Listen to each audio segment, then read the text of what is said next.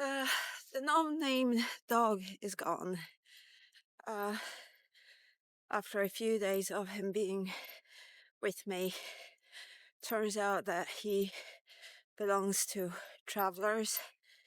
For those of you who don't know, travelers is a minority / community that is recognized by Irish government, and they have their own rights, blah blah blah. So if you know, you know. If you don't, look it up. So yeah, turns out that he belongs to them. They live a few minutes drive away from the area that I live in. And the weird thing is that they wouldn't want to sell it. I cannot think of what reason it could be that they wouldn't want to sell the dog, because they're very keen on selling things, if the offer is right. So I was very sad to see it go. Him and Prince of Ireland did his best to haggle for a bit, but I could see there was no point. For whatever reason, it was a no-go. So strange. And since then, Prince of Ireland was trying to, showing me pictures of rescue chihuahuas. Oh, we could go and have a look here and there, and do you want to have a look at this one? I'm like, yeah, they're absolutely cute. I'd love to have them all, but the thing is, I don't want a dog. Not really, because I have Larry. So for as long as Larry's alive, I don't need another dog. Oh, but you love this one. Well, yeah, because the universe gave it to me. It landed in my lap. I'm not going to turn it down. It was meant to be. And if he returned at any point, I would have been absolutely ecstatic to have him back. But I'm not going to go out of my way to get another dog, because it's not what the universe wants, and I've learned that this is the way I have to roll with things. So no-name dog is gone, and I'm his little fucker. He was so cute. But the good thing that came out of it was that it helped me realize that, yes, there is space in my heart for another dog, even while Larry is still around. That, yes, it's fucking difficult to look after the two of them. Well, especially that the other one was so hyper. He was only a small puppy, so naturally that's a lot of work in itself. Looking after and training and all that stuff. It's like 20/7 hour work because there are a few hours that he would actually sleep, so you would get a bit of a break. It's basically like a baby, but at least it's a cute baby, not like human. Anyway, so yeah, and also it was kind of scary that a little bit more, and I think I would have been able to leave Larry behind if it was, let's say, too much for him, and take the young lad with me. And it's kind of ugly when I look it in the eye, right?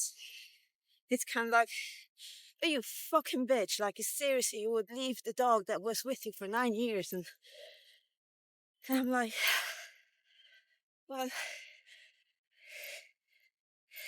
yes and no.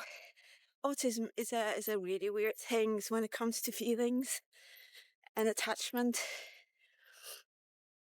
So, yeah, when something's gone, I don't miss it for long. I could maybe think about it or the person, but the missing something part is missing in me, if that makes sense. So I get over things fairly quickly.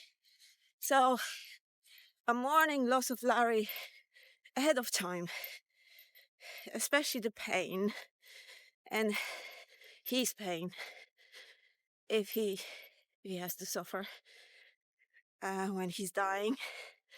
Hopefully not. So yeah, I do that ahead of time because afterwards it's like, it's gone. He's dead. You know, can't do anything more here. The creature, the entity, you know, it's no longer there. It's just dead body. So yeah, kind of hard, but it was a good realization. I needed it. So even though it was 4 days and possibly I'll never see the little lad again, maybe he'll be dead, maybe he's already dead on the road because I ran out on them again, I'm really grateful to him for showing me some things about myself, and now I'm more prepared and self-aware when it comes to that. Now when it comes to Mr. Larry, he's been to the vet and the biopsy of his lump turned out inconclusive. It still could be cancer, more than likely it's inflammation of some sort. And then there's also a very slight possibility it's actually from tooth abscess. And it just grew, ballooned. It's just weird, but okay. I'm not gonna argue. So he got course of antibiotics and anti-inflammatories, and I don't want to celebrate too early, but it seems it's got down a little bit. So hopefully this whole lump is actually just massive infection. But I'm just fucking pissed off with myself that I didn't act upon it any sooner, because I just didn't think that a tooth and something completely randomly growing on his neck could be related. I mean, they still might not be related. He still has the abscess on his tooth, so that has to be sorted. I'm like, I'll be kicking myself. Like, fucking hell, how could I miss it and did this to my dog? You know, bad mother. Very bad. But at the end of the day, beating myself up is not going to reverse what happened. So I suppose just learn from it and move on, because nothing I can do. So hey, if you see that your dogs have any bumps around their teeth and stuff, take them to the fucking vet so it doesn't get that bad. I mean, look, if you want, stay tuned for the updates, because I will have an update definitely at some point with what's going on with Larry, and if it is actually or was just a nasty kind of infection. So yeah, don't be like me. Take your dogs to the vet if you can afford it. See ya.